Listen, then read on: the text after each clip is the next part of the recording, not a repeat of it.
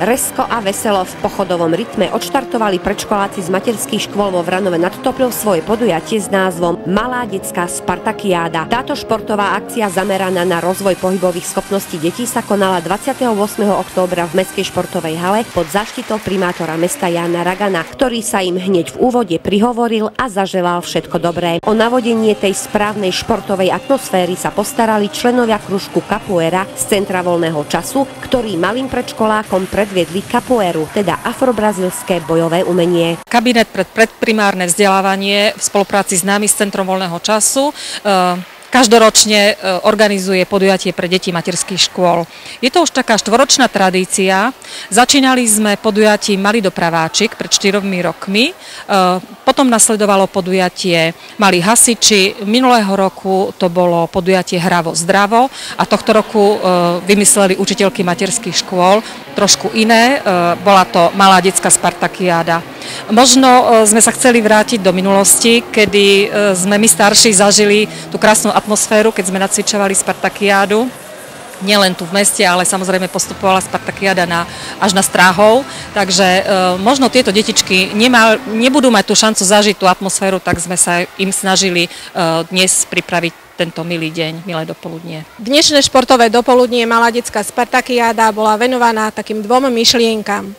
Prvá myšlienka urobiť niečo pre radosť a zdravie našich detí a zároveň podporiť myšlienku Dňa materských škôl na Slovensku, ktorá vznikla z iniciatívy Slovenského výboru Svetovej organizácie pre predškolskú výchovu. Do tohto športového dopoludnia sa zapojilo 9 vranovských materských škôl a každá vystúpila s jednou pohybovou skladbou a v závere bola jedna spoločná skladba, kde vystúpili všetky deti. Spolu 98 detí sa predstavilo v 9 pohybových skladbách. Cvičenie s kruhmi s názvom Tešíme sa na olympiádu predviedli deti z materskej školy Sídlisko 2. Predškoláci z materskej školy Sídlisko 1. mája sa blísli cvičením s farebnými paličkami a deti z materskej školy Domažská ulica zase cvičením s loptami na skladbu Zelená je tráva. Zacvičme si raz, dva, tri a teda cvičenie s padákom patrilo deťom z materskej školy ulica Dlhá. Materská škola Kukučínova si pripravila cvičenie s paličkami na známu pieseň Poupata od Michala Dávida. Pohybovou skladbou s názvom Z gumy Macko sa predstavili deti z materskej školy Vajanského ulica a cvičenie s kruhmi predviedli v rozkošných pruškovaných tričkách predškoláci z cirkevnej materskej školy. Jedna skupina športovcov z materskej školy Sídlisko Juh cvičila na skladbu Keď chce každý zdravý byť a druhá skupina na skladbu Farbičky. Ako poslední sa cvičením so žltými stuhami predstavili deti z materskej školy Sídlisko Okulka. Záverečnou bodkou bolo spoločné cvičenie všetkých detí a chýbať nemohla ani sladká odmena. Malá detská spartakiáda bola vlastne vyvrcholením všetkých predchádzajúcich aktivít, ktorými vranovské materské školy podporili myšlienku Dňa materských škôl na Slovensku. V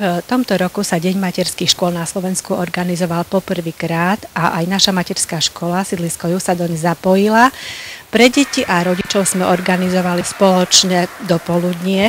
Pre deti sme pripravili športové aktivity, rodičia pripravili pre všetkých ochutnávku ovocia, zeleniny a rôznych produktov z nich vyrobených.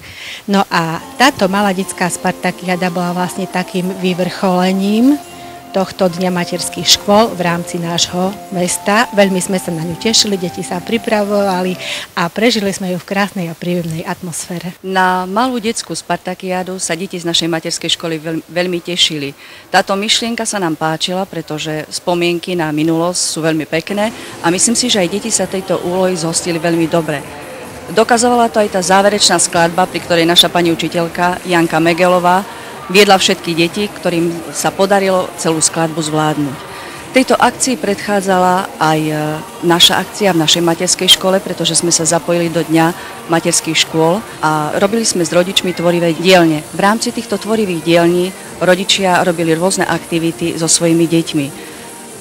V tejto akcii, v tejto aktivite vlastne sme ponúkli rodičom aj ochutnávku šalátov a v závere tejto akcie sme robili opekačku. Všetky takéto myšlienky, ktoré súvisia s aktivitou našich maličkých detí, ktoré vlastne svoju aktivitu majú možnosť rozvíjať aj v rámci našich materských škôl, treba podporiť. A túto myšlienku podporuje aj mesto. Sú to možno budúce mladé nadané deti, možno budúce talenty.